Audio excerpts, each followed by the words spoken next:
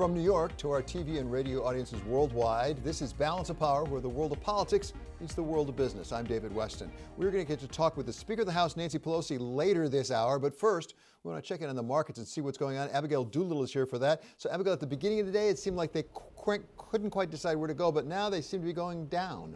Yes, that is exactly the case. Early on the open, we had very, very small moves fluctuating. It felt like the calm before the storm, and then the storm did seem to hit. And this has everything, it seems, to do with the escalating tensions once again between the U.S. and China, or at least markets rediscovering this tension. On this at this point, we do have the major averages here in the U.S. down about 0.7% overall at the lows, down 1%. But earlier today, we actually had that tech-heavy NASDAQ higher. So again, a bit of a bearish reversal here, back in the range that we've been talking about. And one sign that it has to do with this escalation of tensions between the U.S. and China, the China-sensitive stocks are doing worse. The SOX, or the chip index, that's down 1.7%. Of course, a lot of the supply chain for the chip industry is in China. A lot of those chip makers receive revenue from China. And we also have an index. It is called the Golden Dragon China Index, down 2.2%. Those are Chinese firms listed here in the U.S. And of course, David, yesterday, one of the triggers for this tension was the fact that the Senate did pass a bill that would move to delist foreign companies listed here in the U.S., not saying it's targeting toward China, but that would certainly be a piece of it, and that's the way markets are taking it. So we see more weakness for those China-related shares. So, Abigail, that's what we see in equities. What about bonds? What about commodities? Is there a different story there? No, there's not a different story. It's very much risk off there, too. The Bloomberg Commodity Index is down about 1%. Broad-based selling for the metals, especially the precious metals. Platinum down sharply. Gold, silver down sharply. Oil, the last time I looked, was up a little bit, so that's a little bit of a divergence. But again, a pretty solid decline there. Bonds are higher, so risk-off tone. What is also higher is that Bloomberg Dollar Index, the dollar index, the first up day in 4. That is probably pressuring stocks to some degree as well, David. It's going to be interesting to see whether or not this risk-off tone holds, because I recall last year when every other day it seemed we were talking risk on, risk off, and it happened to do with what way the headlines were going around the U.S.-China tensions. It seems like we may be re-entering some sort of period along those lines, David. Yeah, everything old is new again. Thank you so much, Abigail Doolittle, for that report on the markets. Well, there was some U.S. economic data out today, and yesterday our very own Michael McKee got to sit down and talk with Dallas Fed President Robert Kaplan, and he talked to him about when there might be signs of a recovery and what might lead to it. With businesses reopening, I think you can see a good, slow, steady recovery in the third and the fourth quarters. Fiscal policy will help, the Fed programs will help, but ultimately, money is not going to get consumers to engage in behavior they're not comfortable with. And I think we could spend a fraction of what we're spending on stimulus on testing. That was Dallas Fed President Rob Kaplan speaking with Michael McKee, and I'm delighted to say that himself, Michael McKee, is with us now. He is Bloomberg Economics and Policy correspondent. So great interview. I listened to it yesterday, Mike. But give us a sense of how that fits with what we saw from U.S. numbers today, the PMI numbers, the jobless numbers. What is the picture we're seeing? Well, Rob Kaplan is talking about recovery in the third and fourth quarter. This is only the second quarter, and we're only basically a month and a half into it. So the numbers are still dismal, and the numbers today were about as bad as we expected. It's kind of funny to talk about 2.4 million new initial jobless claims and go, gee, that's an improvement. But that's where we are right now. 2.4 million additional jobless claims this week adds to about 38 million total since this whole thing began. What we're really watching now is continuing claims. Some states reported the number of people who are getting checks went down in the last week, which kind of tells you that maybe the PPP is having an effect, but it's still very elevated. 25 million continuing jobless claims out there now. That's what we want to watch while we go forward, because we'll see if we start to see major movements down, that we're finally getting that recovery that Rob Kaplan is talking about. He says we won't get it until people are comfortable going out. And he wants a nationwide testing program, taking a little bit of an issue with the Trump administration about that, rather than just having individual states do it. He thinks that the federal government should be leading this effort, and it'd be interesting to see if it makes it into the next stimulus package that your guest later today will be talking about, Nancy Pelosi. Yeah, exactly. She's proposed in that package to have a lot more money for testing as a practical matter. What about housing? It seems to be holding up reasonably well, isn't it? I mean, existing home sales are down, but not as much as expected. Yeah, we play this not as much or worse than expected game, but when you're down 17% on the month, that's pretty terrible. It's the worst decline in a single month in the existing home sales that we have seen. And it just shows you that nobody was going out looking for homes. Mortgage rates are really low, and it is possible that housing could snap back. The problem is you got to be able to go out and look for homes, and if you're going to move, you're going to have to be able to put your home on the market, and that's been very difficult in cities that are locked down. I know in New York, real estate agents are still legally not allowed to show anything. So until that changes, you're going to see those kinds of numbers. When will we start to get some numbers indicating, particularly in states that are opening up, whether it's making a difference? I mean, Georgia obviously was one of the early ones. Florida is opening up to some extent. How long will it be before we see how much of an effect that's having? Well, it's going to be a little bit difficult because we're going to have the influence of the PPP. That'll take some numbers away. But a lot of these states, particularly Florida, which opened early, have a big backlog of unprocessed jobless claims. So it's not like we're going to see an immediate improvement there. What you might see, David, is a change in collected sales tax to the extent that states report that. If they're collecting more in sales tax, you'll see that people are starting to go out. And that might be the first sign that we get that things are turning around. Yeah, it's fascinating. How reliable are these numbers really, Mike? Because there was some problem not with the jobless claims numbers, but with the PUA numbers, a different parallel number that was way off for Massachusetts, like 1 million people off. Yeah, this is the second week in a row we have had a problem. Last week, Connecticut over-reported by a couple 100,000, by basically 1 million, and they said it was a clerical error. And this time it was the state of Massachusetts and the new pandemic unemployment insurance that it makes it available to people who were gig workers, Uber drivers and people like that. And they said that there were over 2 million who were collecting that, and it was also about 1 million too high. So the Labor Department has had some trouble getting accurate figures, but maybe we'll be a little sympathetic, give the people at those states a little bit of a break because they're kind of overwhelmed these days. Okay, Mike, thank you so much for being with us. That is our Chief Economics and Policy Correspondent, Michael McKee. Coming up here, we're going to talk with Tony Blinken. He's the Senior Foreign Policy Advisor to the Biden campaign. Talk to him about all these developments with China, the growing hostility between the United States and China, what it all means. That's coming up on Balance of Power on Bloomberg Television and on radio.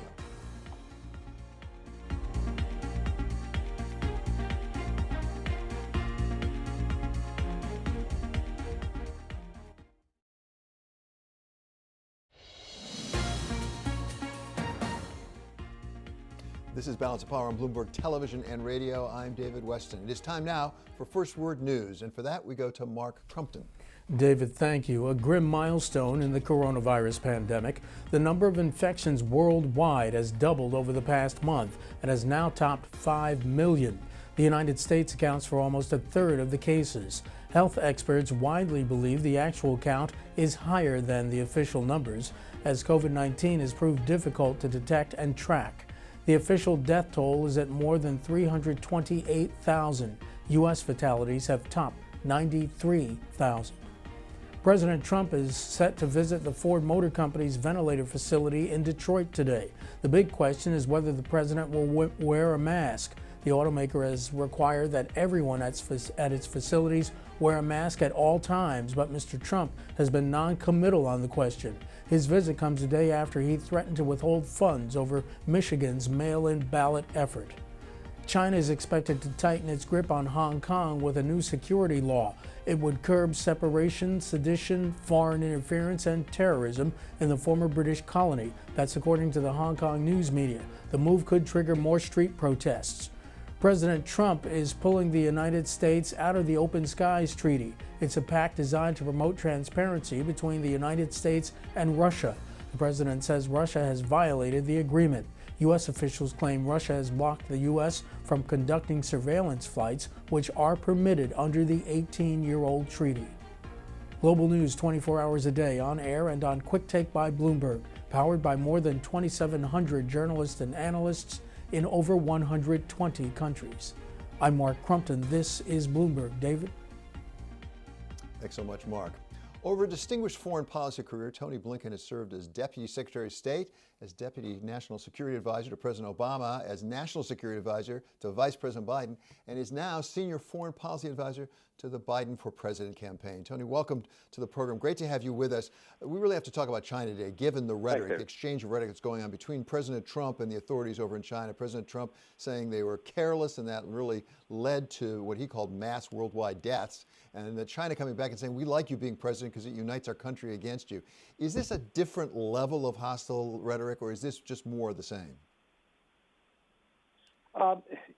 In a sense, it's both, David, and it's great to be with you, first of all. We've seen China become a factor in our campaigns and our elections for some time. If you go back to 1992, then Governor Clinton made China an issue in the campaign, criticizing the incumbent Bush administration for toasting the so-called butchers of Beijing in the wake of Tiananmen Square.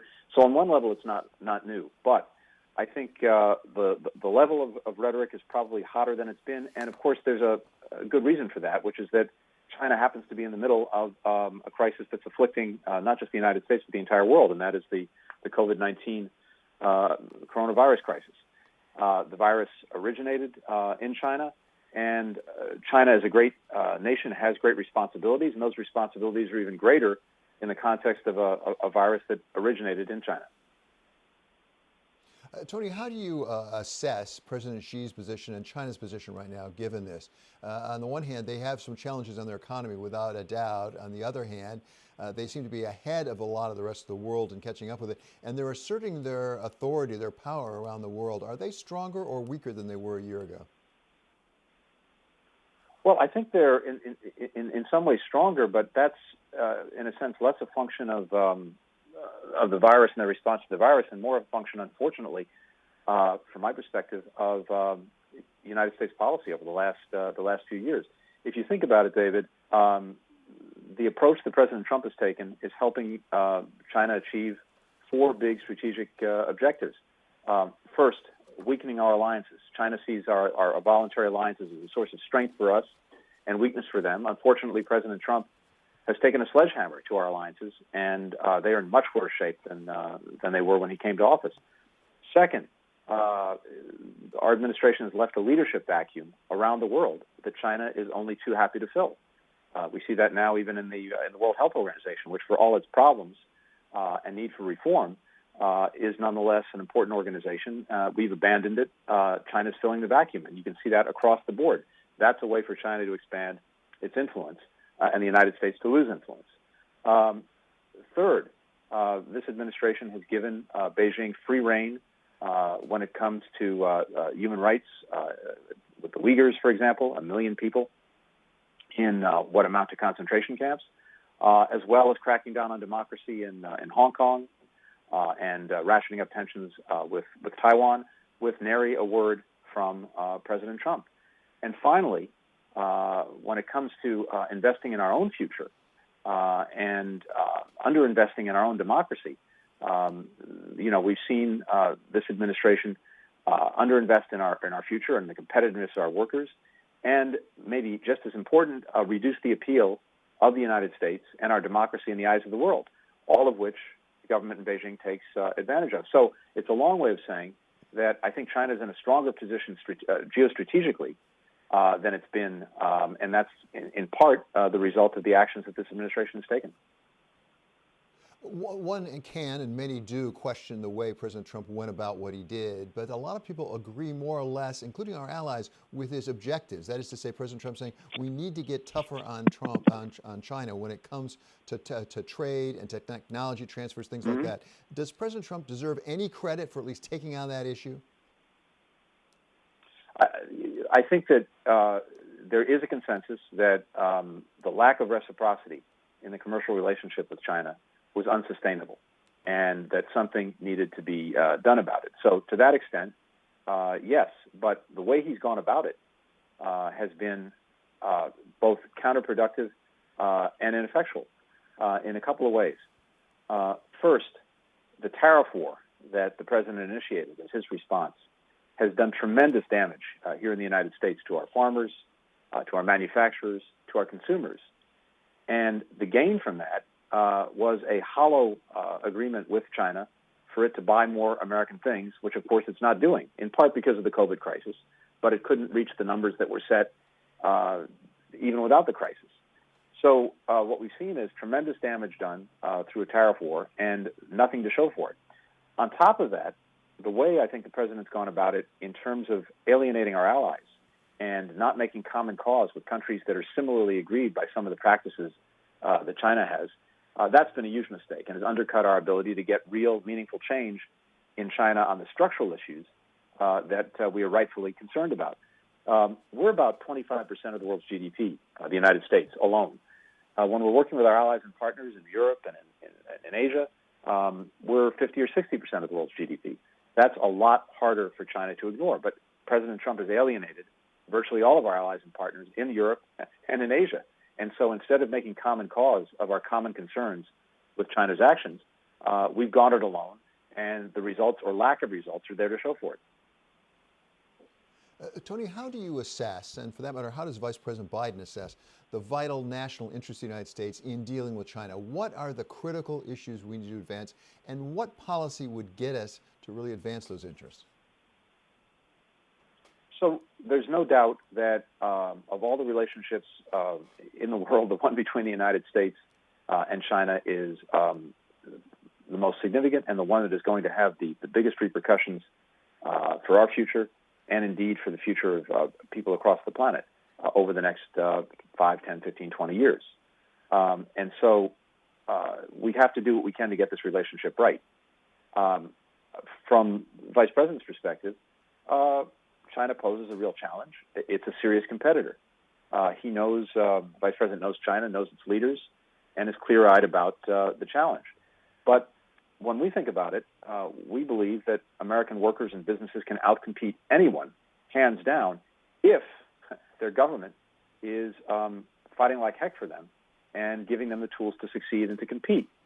So, the first focus I think we need to bring to the competition with China is making sure that we're investing at home in our workers through infrastructure and education and innovation. Second, as I mentioned earlier, we need to be working with democratic allies and partners to take on the actions of the Chinese government that we find objectionable, including some of its aggressive and predatory behavior, instead of alienating them. Third, we need to be standing up, not sitting down and ignoring democracy, human rights, and human dignity, including in Hong Kong, including in Xinjiang, instead of giving China a pass on its actions. But at the same time, if we do that, if we are engaging China from a position of unity with our partners and strength at home, then I think we have a much greater ability to work with China where it's clearly in our interest to do so. Issues like climate change, nuclear nonproliferation, and indeed global health, all of these things would benefit tremendously from cooperation with China. We've seen it in the past. We saw it in dealing with the Ebola crisis. We saw it with the Paris Climate Accord.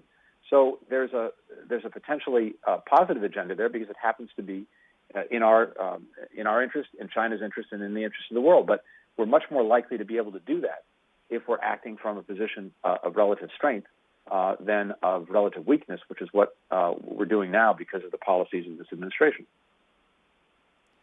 Tony, finally, give us a sense of how you think this might play. November's a long way away, but in this presidential election, how big an issue will this be? I mean, historically, I think presidents we've elected based on domestic issues. Will China play largely in the race toward November? Well, David, it's kind of funny because I think President Trump's campaign is trying to make China an issue, but it's a classic case of projection where the president takes what is an inherent weakness and fault of his own and tries to project it onto one of his adversaries. And in this case, I think it will be a part of the election, in large part because the virus is so dominant. And the story is a profoundly bad one for President Trump. First, previous administrations, especially the Obama-Biden administration, knew that a pandemic was a likely problem. We'd faced, of course, SARS. We knew that this was a looming challenge and threat, including one originating in China. And we put in place defenses to help prevent, predict, and mitigate any pandemic that arose. We had a strong presence of CDC folks in China. We had a dedicated office at the National Security Council of the White House to deal with pandemics. We had a program literally called Predict that helped us detect the outbreak of pandemics. All of this, the Trump administration either eliminated or gutted, so our defenses were taken down. And then when the virus emerged in January, and when it was critical for China to provide information and to give access to international experts, it didn't do that. The government didn't do it. And that was the moment when President Trump should have been insisting that China live up to its responsibilities. And not only did he not do that, he went out of his way to praise the government in Beijing and President Xi for their cooperation and transparency at the very time that the government was doing just the opposite.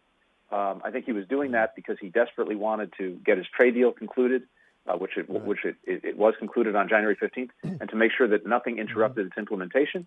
And he also didn't want, he was trying to play down the dangers of the virus. But the end result was, at the very moment it was important to be strong with China and insisting that it meet its responsibilities, President Trump folded. And the response or lack of response here has put us in a terrible place.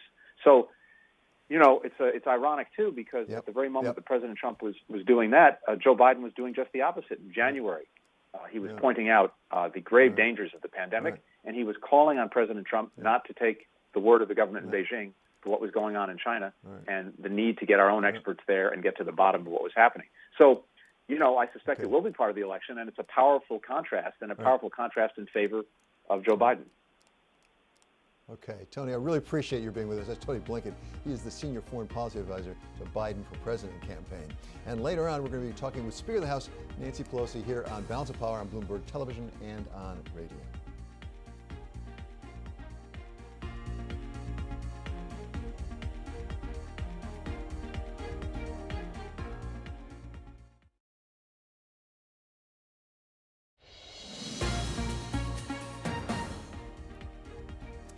This is Balance of Power on Bloomberg Television and Radio. I'm David Westin. We have coming up yet this hour, and we're going to talk with Ewan Relly. He is an international investor with BDA Partners. We're going to talk to him about the relative safety or risk around the world given this pandemic crisis. And then we'll get to spend some time with Nancy Pelosi, the Speaker of the House, and talk to her about her new proposal, the HEROES Act, of another $3 trillion. Also ask her about all that legislation being proposed dealing with China. That's coming up on Balance of Power on Bloomberg Television and on radio.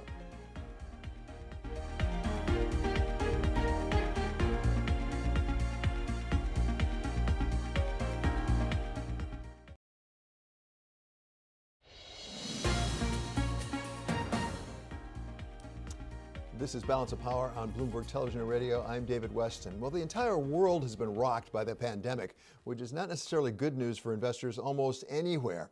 We turn now to a global investor, really, Ewan Relly. He is Senior Managing Director at BDA Partners. Ewan, always great to talk with you. We had some PMI numbers out of the United States this morning, well in contraction down to the 34 range, maybe a little better than expected. How do you look at the U.S. as an investment opportunity right now, given the pandemic? We are generally somewhat bullish on the U.S., David. By the way, thanks for having me back. We're bullish on the U.S., relatively speaking, because there is great desire by the business community and by politicians, I think, increasingly of both parties, to get manufacturing open and get the economy rolling again. Fascinating. Are you seeing any indications of a recovery yet, or are we just waiting for the second half and much less 2021? David, I think you know the best analogy I can tell you is the economy is still rolling down a hill. The good news is it's rolling a little slower downwards than it was previously. And as I say, I think market participants are scrambling to try to find ways to revive business activity in all its forms. And compare and contrast, if you can, with Europe, because we also had PMI numbers out of Europe that actually surprised a little bit at the upside today, didn't they? Yes, they did. I think, you know, the world is jittery at the moment, David, and we're seeing quite wide swings on any good news or bad news. I think there are some structural challenges in Europe. Germany, as usual, seems to be holding up reasonably well. I think we have a big challenge as the UK tries to exit the EU fully by year end. with very little prospect of a deal. So there's some downside potential there, which worries me. I think again the U.S. is generally a little stronger and better placed to bounce back. I think there's a lot that could go wrong in continental Europe. At the same time, one of the issues for investors is not just where it's going to go, is it going to go up or down, but what the valuation is now. Is Europe relatively cheap? I think the world is obviously much cheaper than it was. It's frankly hard to tell today whether Europe is cheaper than the U.S. I think there's more risk in Europe, but potentially that means more upside for investors too. Tell us about China. U.S.-China relations are not looking good right at the moment. We have this ongoing exchange back and forth by Twitter, largely, between the President of the United States and various officials over in China. Seems to be a lot of hostility. What does that mean for investments in Asia? I think clearly China's neighbors are trying to find ways to benefit and are beginning to benefit. I think, we like Vietnam, we like Korea, we like Taiwan, all of which will benefit from supply chains moving away from China. Frankly, this is driven largely by politics. We now have a situation for the first time I can remember where politicians from both parties in the U.S. are strongly anti-China. There's just a chorus of anti-China publicity, and to some extent we're hearing echoes of that in Europe too. But the Chinese can't get a break from anywhere at the moment, and even when they've tried to take positive action, such as committing a couple of $1 billion to the WHO, that's being relatively poorly received by market participants and certainly by politicians globally. Ewan, I don't know what your experience tells you, but I don't remember a time when so much of an investment decision is really bound up with what government's going to do, whether it's on the monetary side or the fiscal side. Certainly true in the United States, certainly true in Europe, certainly true in China. How does an investor incorporate that? Are you investing on the fundamentals, or are you investing on what you think the governments are going to do? I think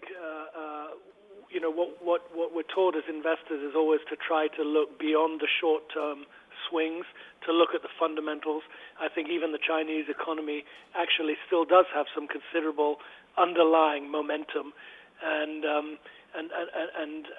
the great economies of the world will recover from this.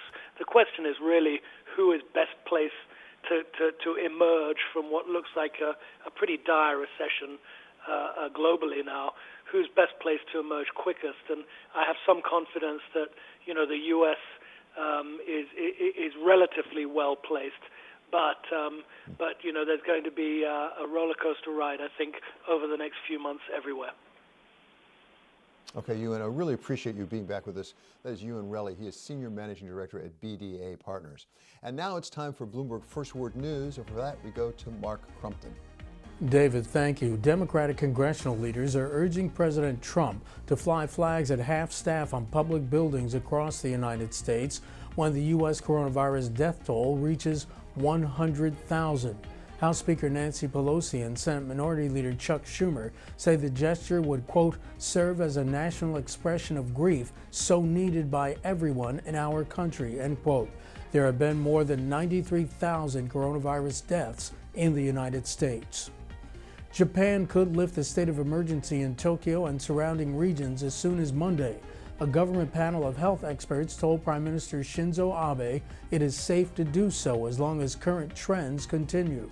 Japan has seen a steady fall in its new confirmed infections over the past few weeks, and its overall numbers for COVID-19 cases and deaths are the lowest among the group of 7 leading democracies. Actress Lori Loughlin could be headed to prison.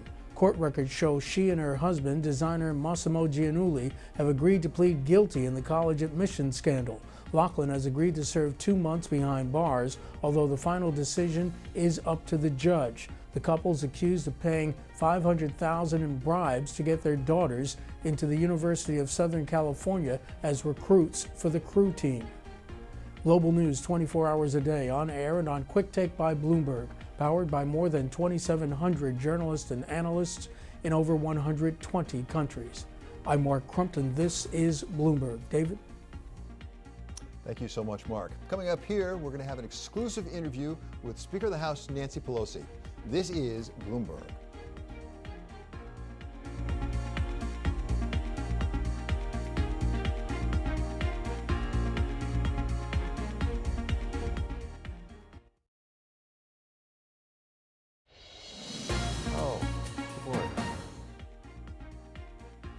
This is Balance of Power on Bloomberg Television and Radio. I'm David Westin. We have some breaking news right now. Coming out of the White House, President Trump says that the Senate has confirmed Mr. Ratcliffe as National Intelligence Director. At the same time, he said he's been meeting with the Senate Majority Leader, Mitch McConnell, and they are putting together a package of what he calls positive steps for the economy, maybe a response to what the Speaker of the House, Nancy Pelosi, has put together called the HEROES Act.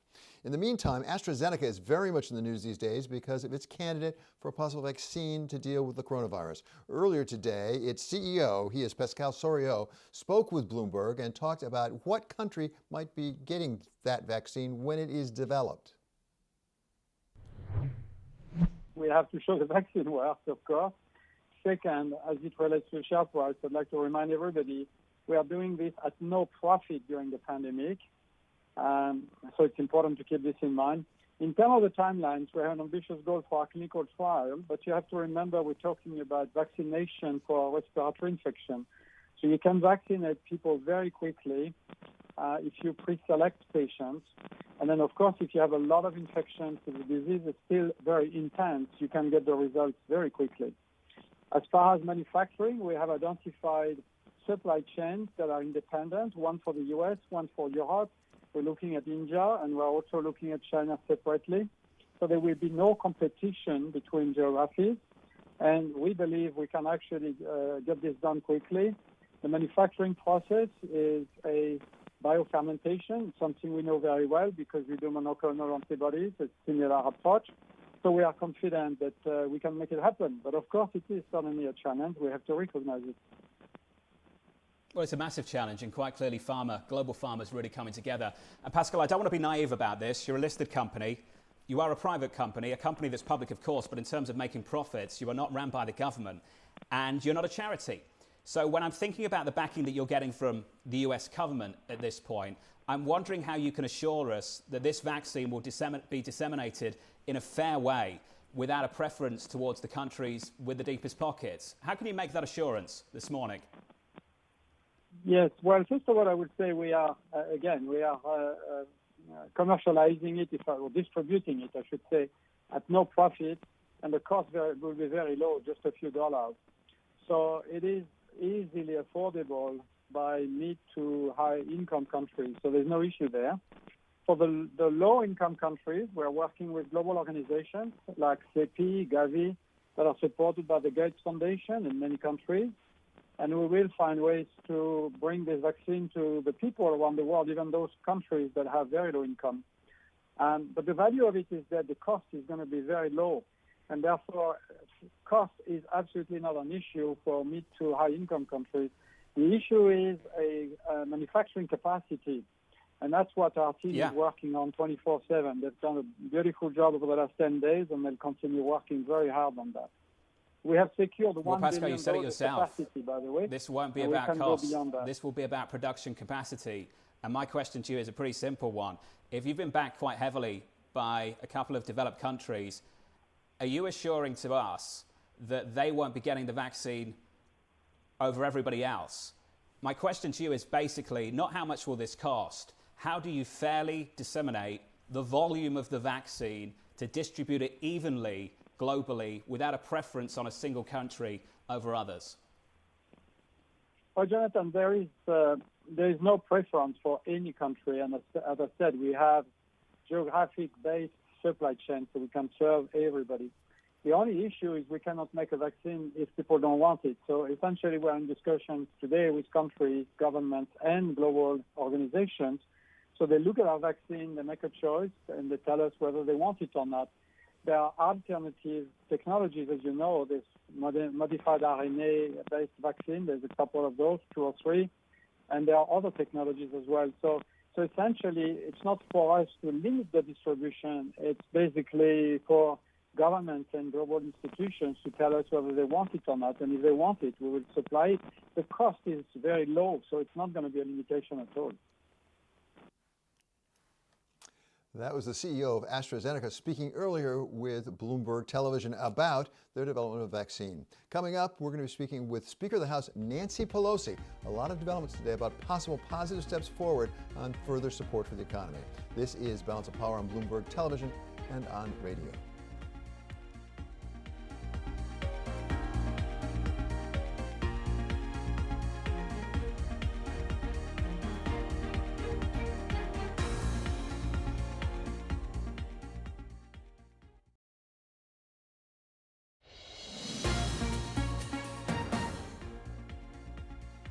This is Balance of Power on Bloomberg Television and Radio. I'm David Westin. We're going to hear in a few moments from the Speaker of the House, Nancy Pelosi, who last week had a proposal called the HEROES Act, which would appropriate $3 trillion in further support for the U.S. economy. And goodness knows it could use it, given the economic data that were coming in, including today, have been coming in. In the meantime, earlier today, there's been further news with Secretary of Treasury Mnuchin saying that he does agree there needs to be further help, but maybe not right away. We can wait a bit.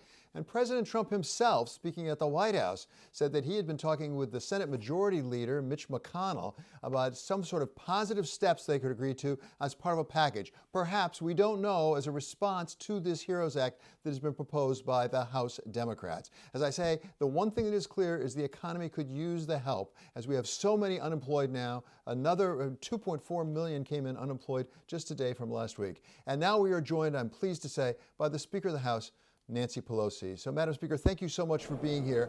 I was just saying, the issue really is the economy and getting people back to work and supporting all of these workers who are out of work. How can we not only get them back to work, but have them feel comfortable and safe in coming back to work?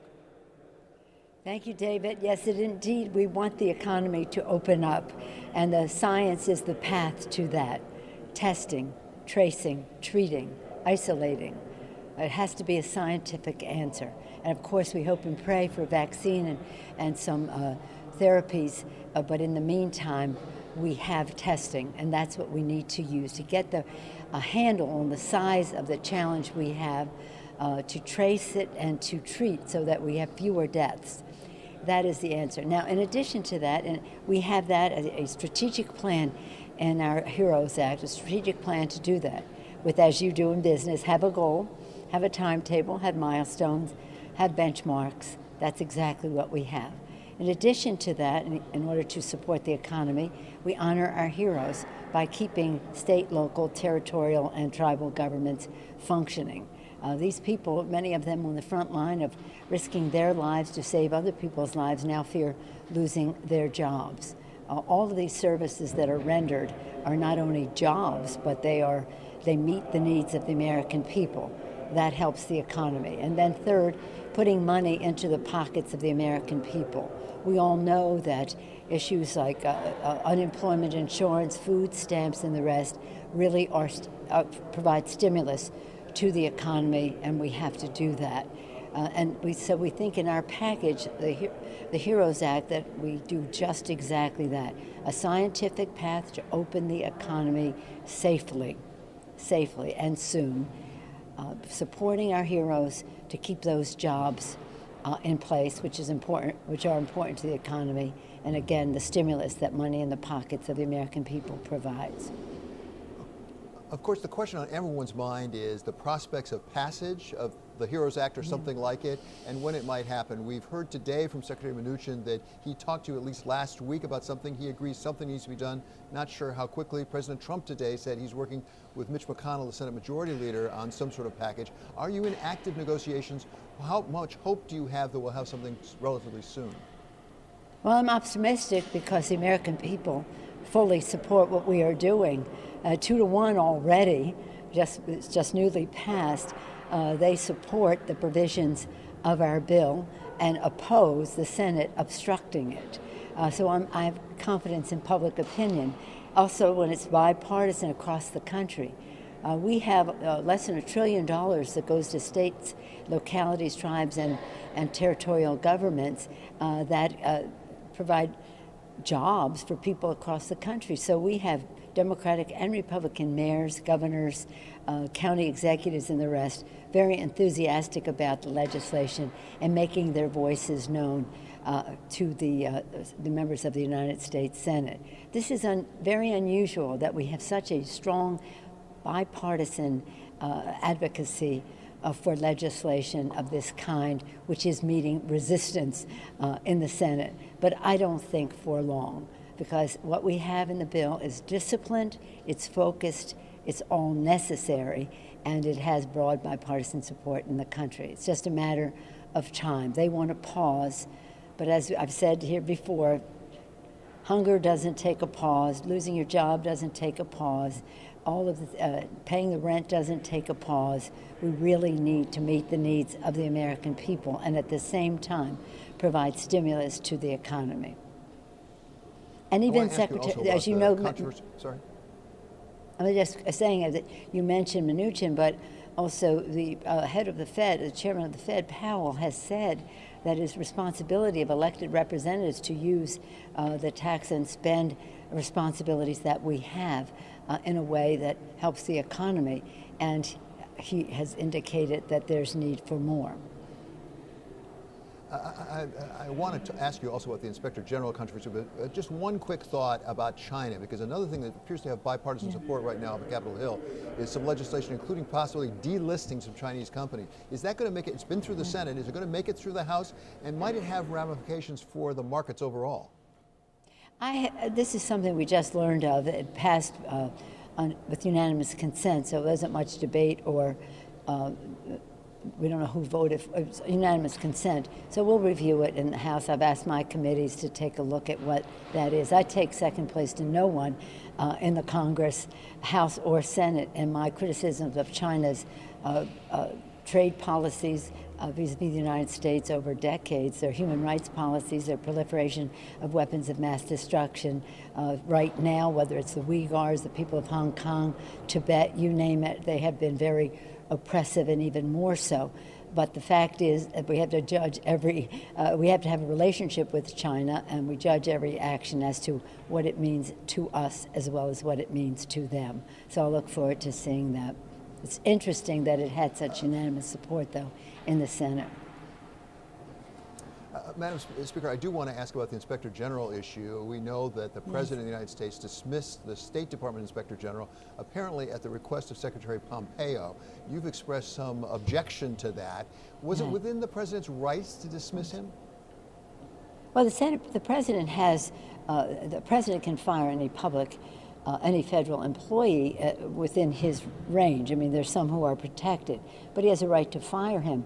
But it's also essential for him to tell the American people and the Congress of the United States why. Why? Because these inspectors general were instituted following Watergate. Their purpose was to be watchdogs as to behavior, whether it's waste, fraud, abuse, or any other abuse of power that some in the agencies might engage in. This is a protection for the American people, and they are respected throughout the decades since then. So this is a demonstration of a power, of the fear that this administration has of the truth. These inspectors general are, by and large, apolitical. Some have served both parties, both presidents from one to the next. So it's not anything partisan about it. In every business, as you know, in the private sector, you have compliance officers, in the press, you have ombudsmen. And here we have inspectors general. Again, they're afraid of the truth that these inspector generals, and it's a pattern. This is a pattern of firing inspectors general. It's just wrong. It's scandalous, really, and we want to know why. Well, exactly. That's the question of why, and there have been conflicting reports I've read, at least in the press, about why. I believe you've asked for Secretary Pompeo actually to come up and testify in front of Congress. Are you confident you can get him to come up and explain to you what happened? Well, the administration, again, is afraid of the truth, so they have sort of muzzled many of their people who have a responsibility to report to Congress. But that doesn't mean that we're not asking for him to come up. And actually, for Congress to exercise its oversight responsibilities over policy.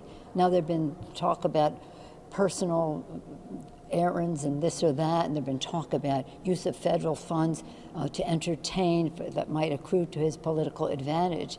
I'm very concerned about the fact that this Inspector General may have been looking into the false emergency that was declared by the administration in terms of arms sales to Saudi Arabia. Somehow or other, Saudi Arabia and Russia, they seem to be the pet countries of the president. He always wants to do something extraordinary for them.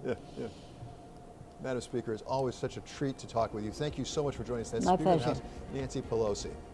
Thank And you. President Trump today has said he's tested negative for the coronavirus. This is Balance of Power on Bloomberg Television and on radio.